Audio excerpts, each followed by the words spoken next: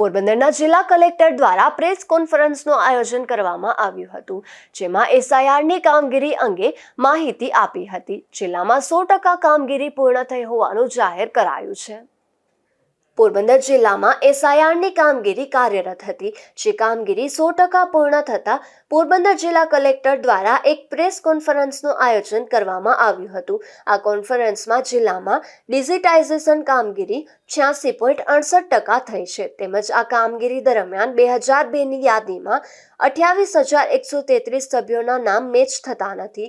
પોરબંદર જિલ્લામાં એસઆઈઆરની કામગીરી દરમિયાન 18,756 મૃતકોના નામ પણ દૂર કરાયા છે, તો 34,986 લોકો અન્ય સ્થળે જતા રહ્યા છે, તેમજ 713 લોકોએ આ કામગીરી દરમિયાન ફોર્મ કે ડોક્યુમેન્ટ જમા ન કરાવ્યા હોવાની વિગતો જાહેર કરાઈ હતી.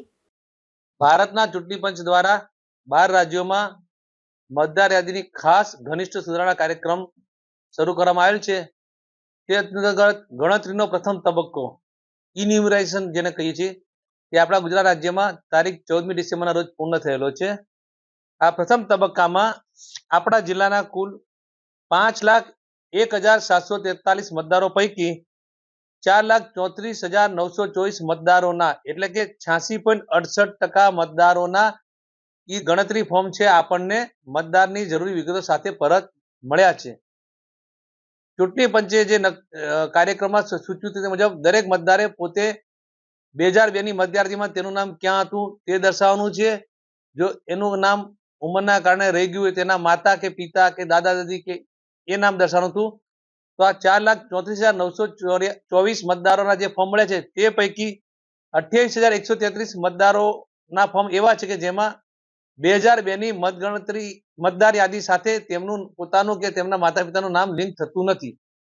તો આ 28,133 મતદારો છે તેઓને હવે 19 તારીખથી જ્યારે બીજો તબક્કો શરૂ થઈ રહ્યો છે તેમાં તેઓને દરેક મતદાર નોંધણી અધિકારી દ્વારા નોટિસ આપીને જરૂરી પુરાવા રજૂ કરવાની તક આપવામાં આવશે.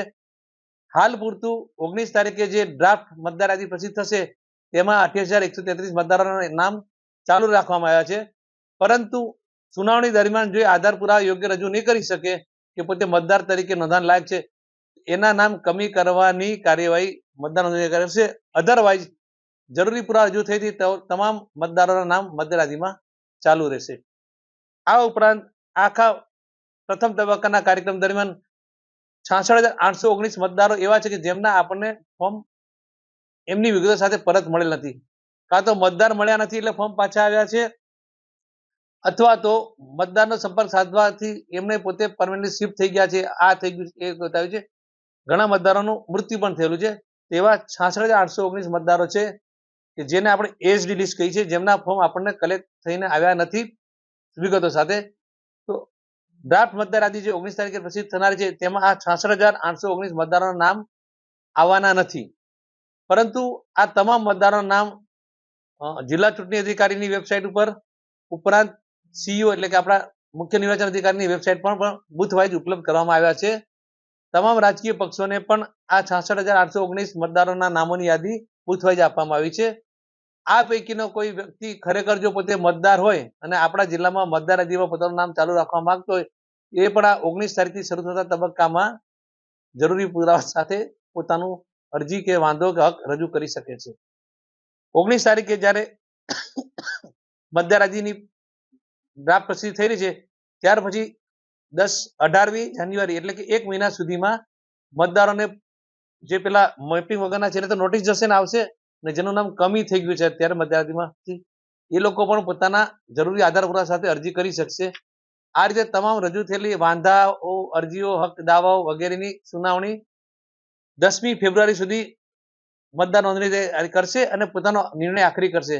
જો તેમનો નિર્ણય મતદારની ફેવરમાં જશે તેનું નામ મતદાર યાદીમાં ચાલુ રહેશે અથવા તો નવું દાખલ થશે. અને જે મતદારો જરૂરી પુરાવા રજૂ નહીં કરી શકે તેનું નામ આખરી મતદાર યાદીમાંથી પણ કમી રહેશે. આખરી મતદાર યાદી આપણે 17મી ફેબ્રુઆરી રોજ પ્રસિદ્ધ થનાર છે.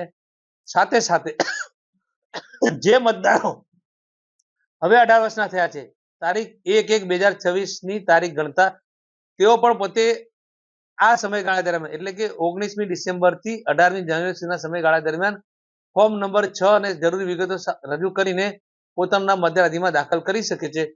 તો હું મીડિયાના માધ્યમ થકી તમામ લાયક મતદારોને ફરી અપીલ કરું છું કે આપનું નામ મતદાર યાદીમાં ડ્રાફ્ટ મતદાર યાદીમાં આવી ગયું છે, સુનિશ્ચિત કરી લો. જો 2002 ની મેપિંગમાં તમારી મેપિંગની વિગતો રહી ગઈ છે તો મેપિંગની વિગતો માટેના જરૂરી આધાર પુરાવા રજૂ પણ કરી દો.